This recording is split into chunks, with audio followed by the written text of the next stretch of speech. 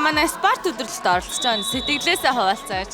Сайн байцгаана уу. Хүмүүн сургуулийн спорт багангийн хүүхдүүд эцэгчдийн зохион байгуулж байгаа спорт өдрөлт болж байгаа сэтгэл өндөр байна. Багш нартайгаа бас хүүхдүүдийнхээ найзуудын ээж аавтай танилцаад эхлээд бид нар одоо тэрний ээж, тэрний аав гэж танихгүй байсан бол одоо бүгдээ нэг таньдаг болсон. Өнөөдрийн энэ арга хэмжээ бол зохион байгуулалт бас нэлээд сайн болж байна. Тэгээ бас ийм хүмүүн сургуулийн багш нар нас мундаг авьяастай нээлттэй, тийм хөгжилтэй гоё хүмүүс байт юм байна. Ийм хүмүүстээс хүүхдүүдээ одоо даатгаад ингээд явж байгаадаа минийд одоо маш их баяртай байна. Спорт өдрлөг аягүй гоё болж байна. Би тэгээ түрүү жил бас зохион байгуулагдаад бүгдэнд нь оролцоо явж исэн.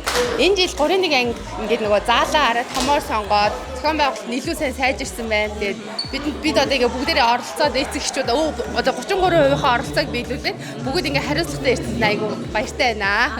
Бага охин маань энэ жил 1-р ангид орсон. Тэгээд багш нар болон эцэгчүүдтэй сайн танилцаж амжааг байсан. Тэгээд энэ өдрөлгийн хүрээнд ангийнхаа эцэгчүүдтэй танилцаад маш дотн харилцаа холбоодоо үүсгэж байгаадаа баяртай байна. Өнөөдрийн тэмцээн маш халуун дулаан уур амьсгал донд өрсөлдөөнтэй үргэлжилж байна.